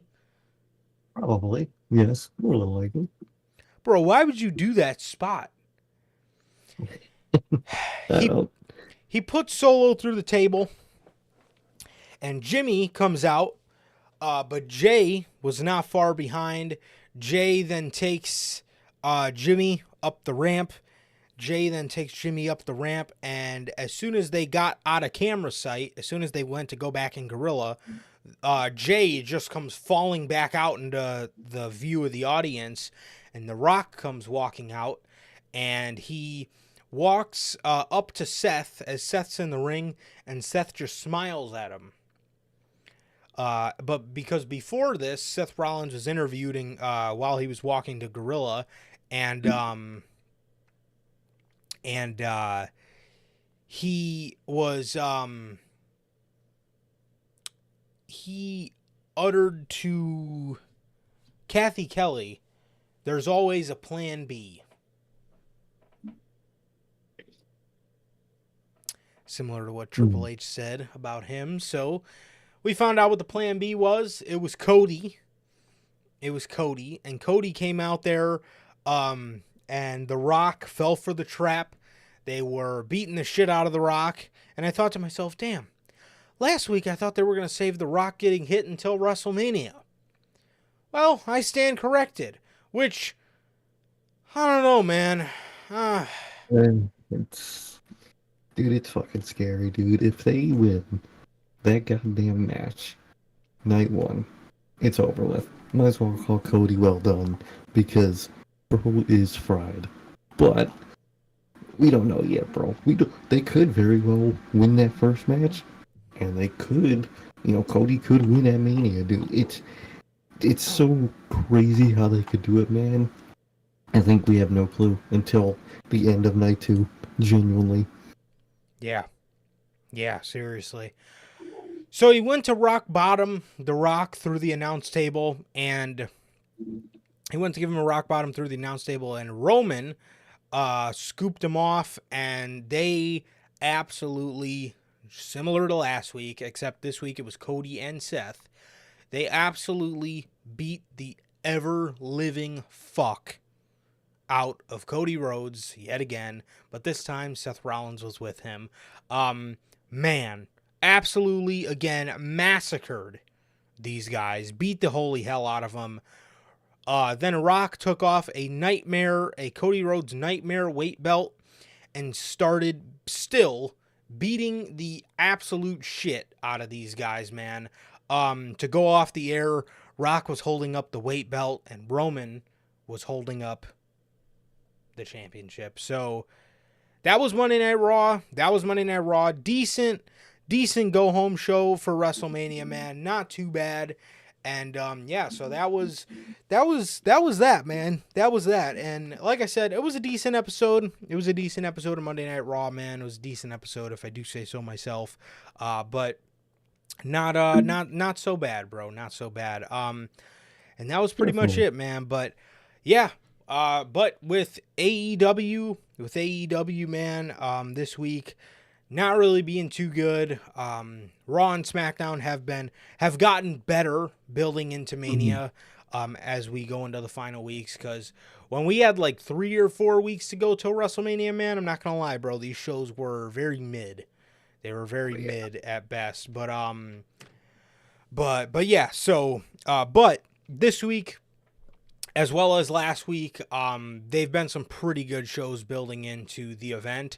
And I've been pretty happy with them, man. But it looks like AEW is going through quite an interesting time themselves, man, because we're getting releases. Sure, we'll be going over those on Friday, bro, but we're getting releases from AEW. And bro, this man CM Punk absolutely dropped the fucking bomb on them today. Fucking drop that shit. Yeah. But yeah, it was a pretty decent interview, man. It was a pretty decent interview. He talked about a lot of good stuff, and he kind of peeled back the curtain. And one thing I like, he did kind of poke fun at Tony Khan when Punk said he didn't want to be the guy that just says, I appreciate the question, but I don't want to comment on it. So, yeah. No comment, man. No comment Khan, bro. That's why we gave him the nickname, man. He also revealed that Tony Khan was the one that asked him to sign the NDA. So that was initiated by Tony Khan, and in Punk's words, it was to cover up their bullshit. I'm sure it was, man. It's definitely why. Punk don't care. He'll talk about it. And that's the thing I liked about this interview. It wasn't him. I mean, it was him cooking the company. But he wasn't, purposely just frying the company. It was just him telling them his side, and telling them how he perceived all the events that happened. That's all it was. And I like that. I like that a lot. Yeah, it was his perception, and he kept saying on there, too, I hope everybody there does well. Exactly. He said, I hope they do good. I got friends over there. I hope they do good. It's not, beef with, he doesn't want them to fail. He just didn't want to be there anymore. That's okay. Yeah, it was so nuts, man. He talked about how the Monday before Thanksgiving, which Thanksgiving was on the 23rd, and Survivor Series was on the 25th, this man got the call on Monday. Again, Thanksgiving is Thursday. By Nick Khan. And he told Punk, we would be interested in you coming back. And then he told him, but, if it doesn't get done through the weekend, then it'll be okay. We can do something for Royal Rumble. And this man, CM Punk, says he told Nick Khan, no, if something needs to happen, it's going to happen at Survivor Series in Chicago. Hell yeah. Pretty legit, bro. Pretty fucking legit, man. I love that. He then also talked about how he asked Triple H if he asked to call Triple H so they can squash their stuff, and Triple H told Punk he wanted to FaceTime him so he could see him. Good old Papa Mark, man. Love to see it, man. The man just wanted to see him. Bro, another thing that was interesting was he told Triple H, if you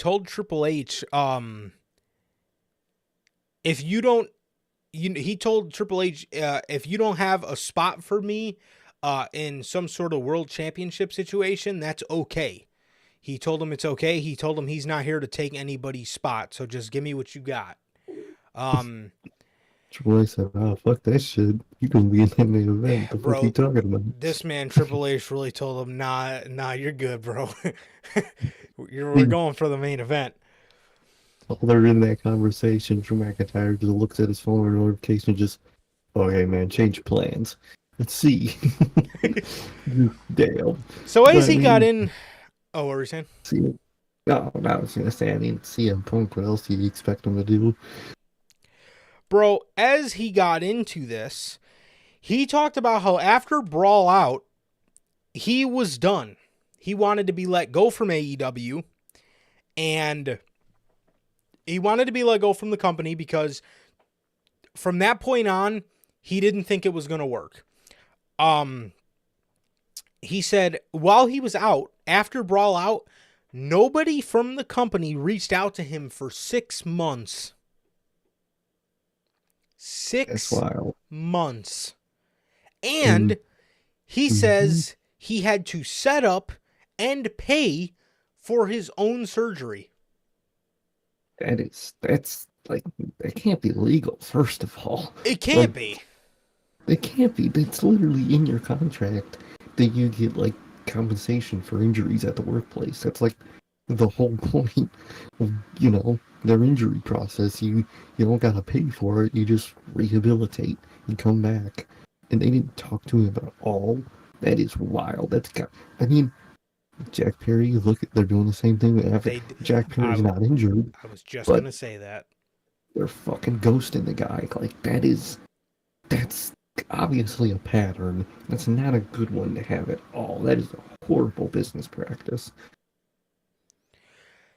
Punk was also kind of poking fun. Like, is this what they do to the Jaguars players? I was like, damn. But,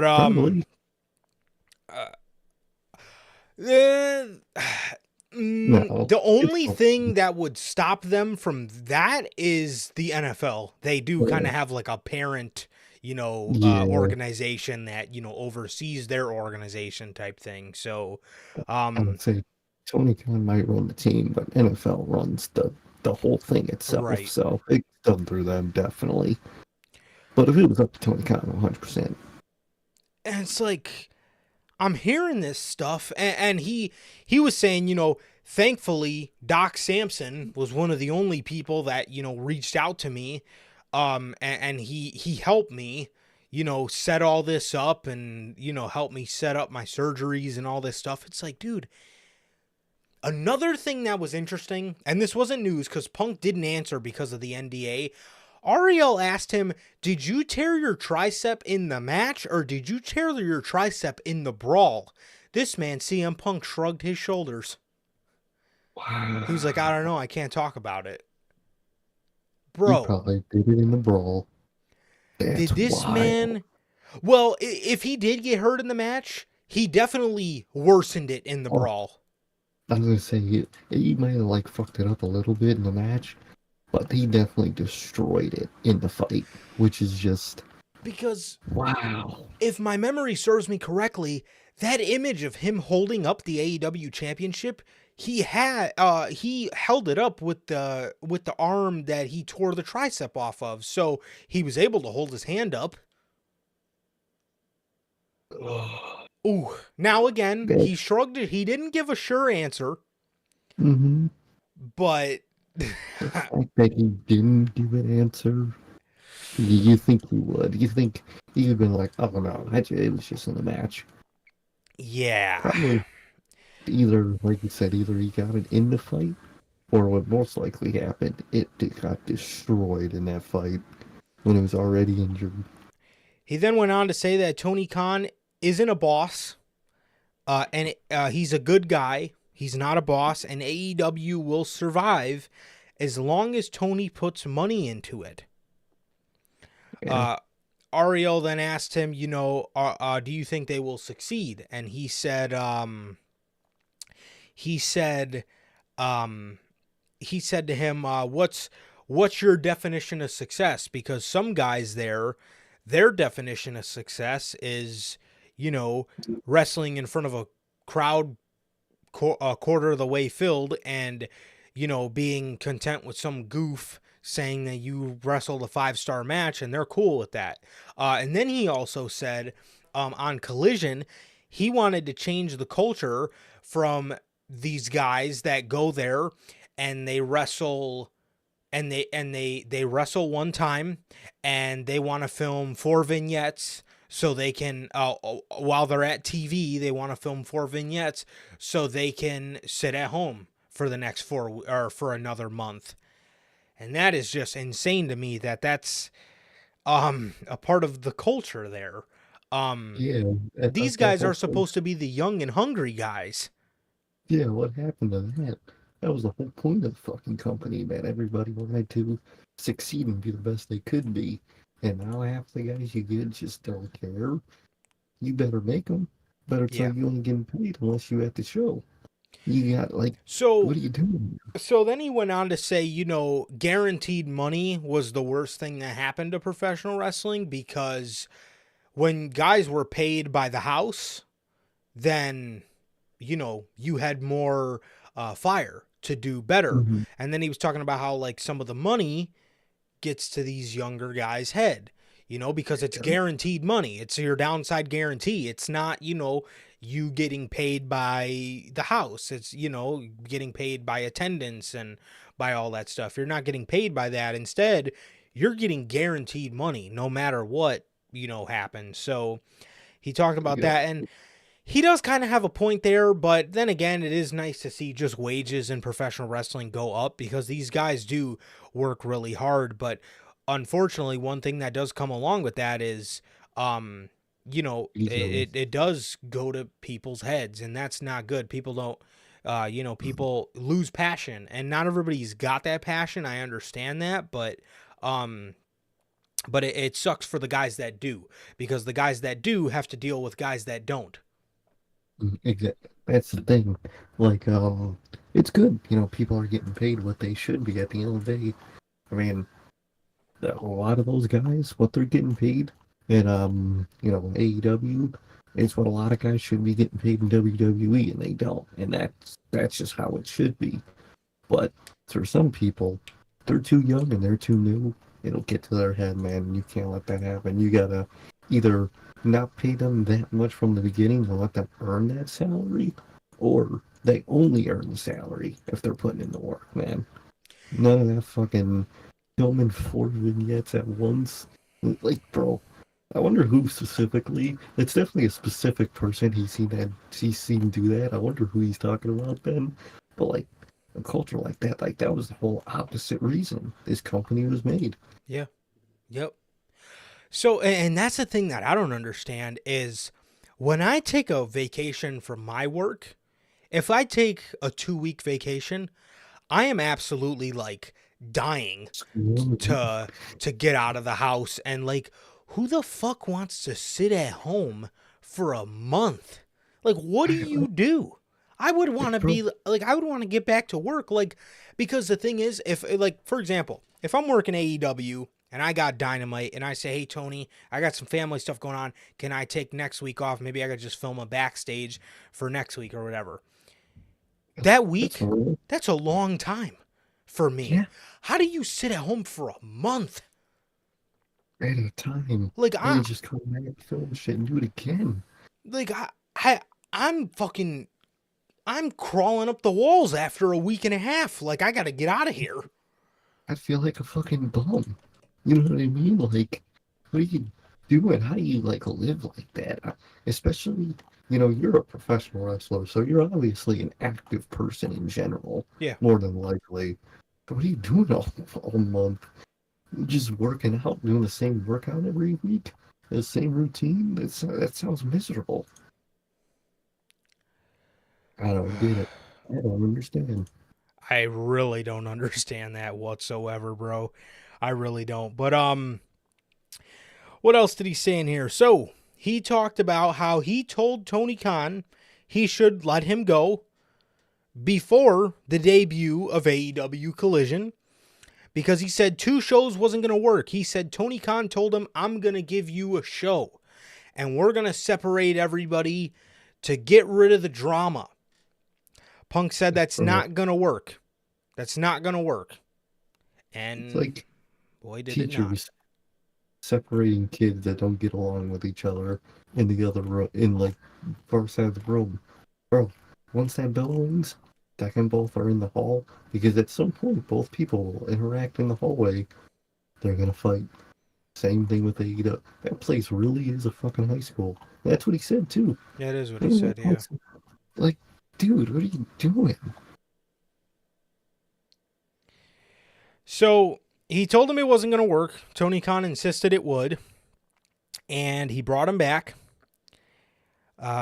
He brought him back and he said one day he's sitting in catering, minding his business, and Tony Schiavone comes up to him and he says, I really need your help with something. Punk says, okay, what's the matter? He says, Jack is cursing everyone out. And Punk says, why? Why is he cursing everyone out? And he says, he's cursed out the doctor. He's cursed out Michael Mansory. He's cursed out me. He's cursed out multiple people because he wants to do a spot that involves real glass and he's not listening to anyone. CM Punk said, dude, there's a lot of drama surrounding my name right now. Are you sure you want me to do this? Because if I go handle this, you guys aren't going to like the way that I handle this. Tony then says, yes, I want you to say something to him. He says he went up to Jack and he says, hey, I hear you're cursing everybody out. What's the problem? And Jack says, well, I want to do this spot where I go through the windshield of my rental car. Punk. Punk then. Hey, man, when we get the rental car to go down to WrestleMania 41, Logan, I need you to listen to this as well. Why don't all 4 of us just fucking break all the fucking windows in the rental car, and then me and Sir K can drive home with no windows on the fucking thing? Like, over every 10 miles. What the fuck? Like, dude, that's how you know. Like, all the stuff you learned about Jack Perry with all this drama stuff. It just goes to show that he just grew up rich, and he's a little rich kid. You can just tell. You don't know how the fucking world works. And it's just hilarious to me. And bro, what? One of the things Punk said in here, too, he said he went up to Jack politely because he likes Jack.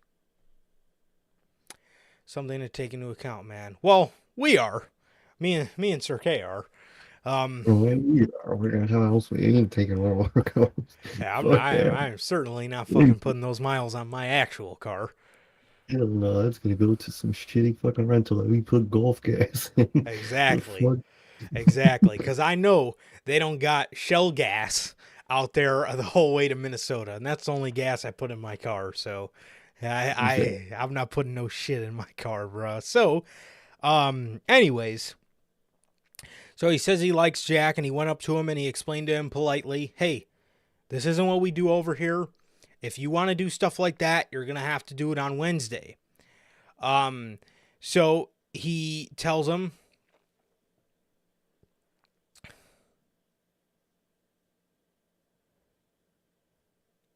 but wouldn't that mean you'd had to come all the way to get us? Right? If we take... Yeah, we still gotta get to you. Yeah, we ain't flying. Hell no. No, That's definitely hell, not. I'm actually very excited for the 6-hour drive. I'm very excited. dude, I genuinely can't wait. I love that type of shit. Yes, The I do views, too. Yes, the yeah, view. Oh, all you name it. You name it's it. gonna be. You gotta get there. We can't teleport to you, man, unless you want to open the Doctor Strange portal on us or something. They say open that weekly Tony Khan portal. So, so he then says he explained politely to Jack that you know, we don't do that kind of stuff here. We don't, curse people out and stuff. And if you want to do that stuff, you're gonna have to do it on Wednesdays. And then Jack, and then he said to him, dude, this is a rental car. He's like, do you want people from these rental car companies to say, oh, don't rent to a pro wrestler anymore because this is what they'll do to our shit? Which he has very valid points. And he said Jack didn't have a problem with it and the interaction went well. And yeah, he said Jack said, oh, but I thought it was a really cool idea. And Punk said it might have been, but it's just not safe and it's just not a good idea. And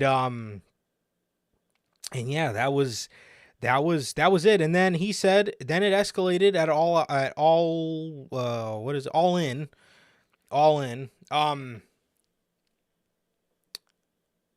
Oh, absolutely, bro. Absolutely. Yeah, if that's the case, that would make sense. But if not, bro, yeah, don't put the extra miles, bro. The rentals. No. Don't do it if you don't have. We'll beat the rental. Speaking of the rental car, let's beat the rental car up. All right, I don't know about breaking the windshield, but we'll beat the thing up. Beat it up in miles, right? Exactly. We'll beat that engine up when we put that shitty ass fucking gas in that fucking thing, bro. Hey, it's up to you, my man. It's up to you, bro. I don't know. We're trying to we're trying to assemble the Avengers for WrestleMania, right? I'm trying to get Bell out there, right? I think we got Gotti. I think Gotti's coming. We literally have the Avengers coming to WrestleMania, so it's gonna be a fun time. It's about to be wild, man. We're about to take that bitch over. Yes, sir. Yes, sir. It's gonna be a fun weekend. I'm pumped. But anyways, so he says this escalated to All In, where Jack Perry said what he said. He's, real glass, cry me a river. He then says Punk says he was in Gorilla because he says he was in Gorilla because his match was next. And he looked over at Tony Khan and he said, handle it. Like he's fucking Roman Reigns talking to Solo Sikoa or something. I love that shit. To deal with it. And Tony asks Punk, what do you want me to do? That means one of two things. Obviously that could be taken out of context. He could have been saying, what do you want me to do? As in, I'm not doing shit. Or what do you want me to do? As in, what should I actually do? Which, if it's the second one, you're the boss. What do you mean? But I could see why Punk snapped if Tony meant it in the regards of, what do you want me to do? As in, I'm not doing a fucking thing about it. And if that's the case, that might even be worse. Because, the latter, you're a fucking idiot and you don't know what you're doing as a boss. Or you purposely don't give a fuck. And at that point, you literally asked for that man to quit right then and there. You asked for it. Well, it gets better. So Perry comes to the back and Punk asks Perry, he says, are you really going to give in to this internet bullshit? And Perry tells Punk if he doesn't like it, to do something about it. Punk then says, "I'll fucking kill you." Fucking love. He says, "I'll fucking kill you, dude." And then Punk says, "I didn't do anything wrong. I didn't throw a punch or anything. I just choked him out." I just choked him out. He then says he looks over at Tony Khan and he says, "This place is a fucking joke and you're a fucking clown. I fucking quit." And he walked to his locker room. Samoa Joe and Jerry Lynn came back and they said, "Let's just go out there and do this." And Punk says he did it for Jerry because he has respect for Jerry Lynn, and he did it for Samoa Joe. And he says all he was thinking about in that moment was, this is the last time I'm going to get to wrestle Samoa Joe, and this is my last match in this company. He then goes on to reveal that he had 2 contracts in AEW. One as a wrestler, obviously, and the second one as Tony Khan's personal consultant. Now, you see what he means when he says there might have been a lot of jealousy and envy from the Elite? Yeah. He basically, without even wanting to, took the EVP spot. Basically. And he didn't even want to. And the company had a lot of just CM Punk influence.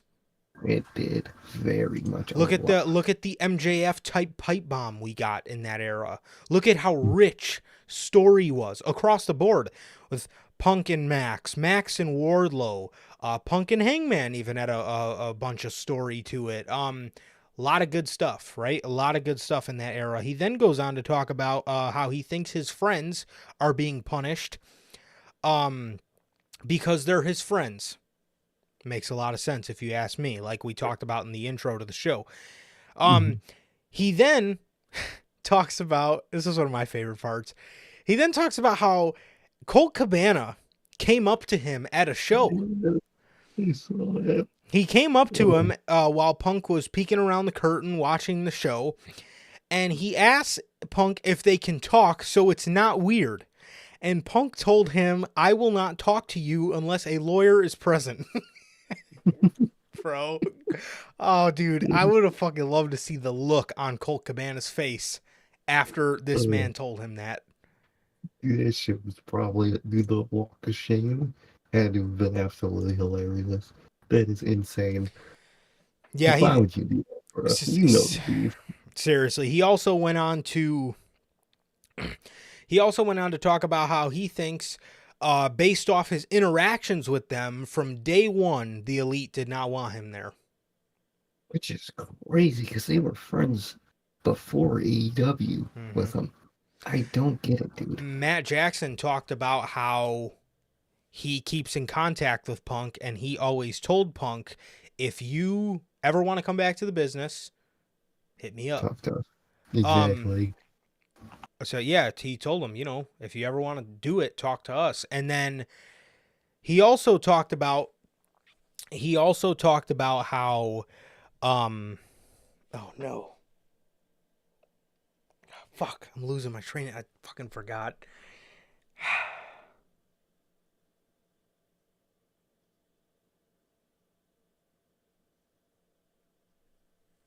Damn it. See, this is what I'm talking about. And I always do this, bro.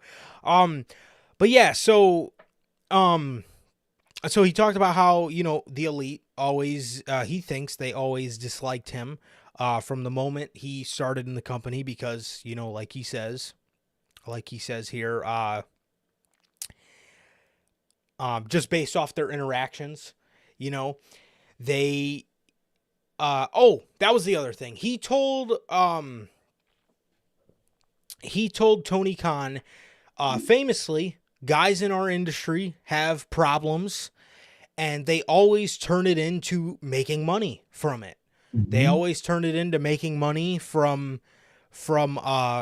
exactly, from their real life beef. And he talked about how that wasn't handled and they didn't handle anything. And then Ariel brought up how Tony Khan was looking very uncomfortable in Brawl Out, famously, and Punk then went on to say it was one of his top 3 promos, It is 100%. And then he also went on to say that he said, I don't know why he was so surprised. Everything I said that night, everything that I said wasn't new to him.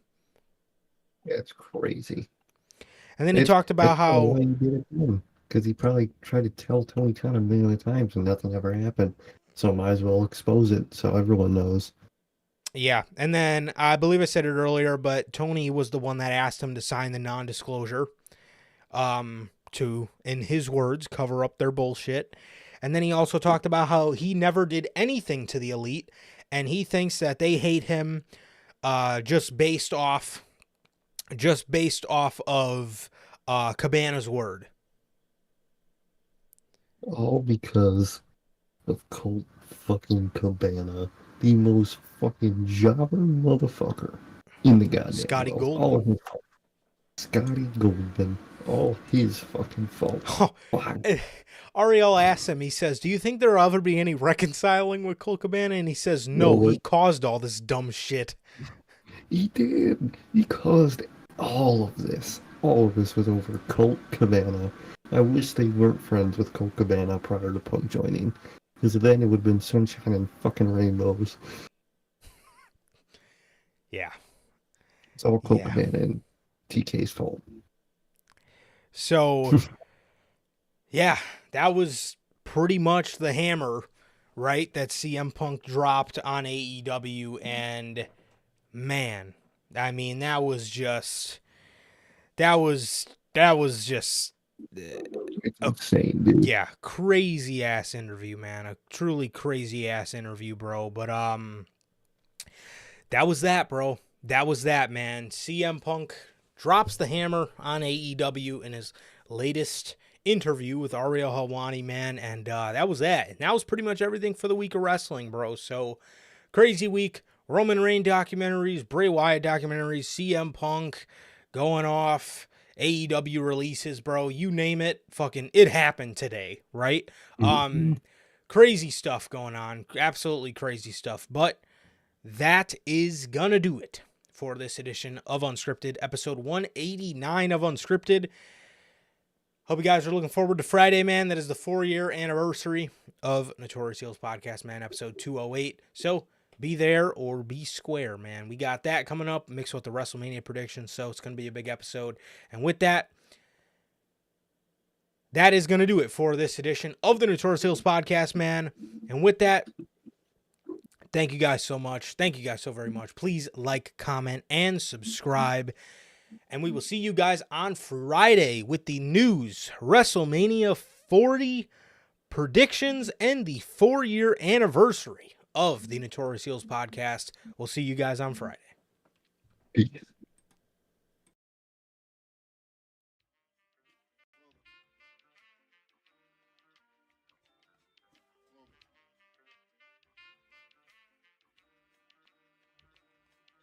I used to get pills on the bitch. Now I throw shields on the dick to stop me from that HIV shit. And niggas know they soft like a Twinkie fillin', playing the villain, prepare for this rap killing. Biggie Smalls is the illest. Your style is played out like Arnold, and that's what you talking about, Willis. The thrill is gone. The black Frank White is here to excite, throw dick to dice. Bitches are like I'm brainless, guns are like I'm stainless steel. I want the fucking fortune like the wheel. I squeeze cats till my clips is empty. Don't tempt me. You don't want the fuck Here I am, I'll be damned if this ain't some shit. Time to spread the butter lyrics over harmony grip. It's the Mill Killer Death Trap. Yes, I'm a jet black ninja. Coming where you rest at, surrender. Step inside the ring, use the #1 contender. Looking cold booty like your pussy in December. Nigga, stop bitching. Button up your lippin'. From method, all you gettin' is the can of ass whipping. Hey, I'll be kicking.